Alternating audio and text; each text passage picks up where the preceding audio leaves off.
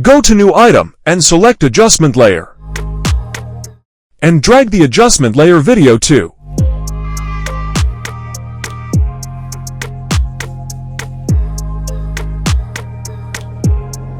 Go to Effects menu and select the both Effects, Sharpen, and Unsharp mask. Now drag the Sharpen and Unsharp mask adjustment layer.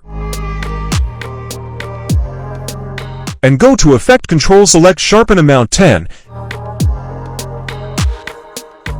and Unsharp mask amount 100 or 150 according to requirements. Now radius amount 2.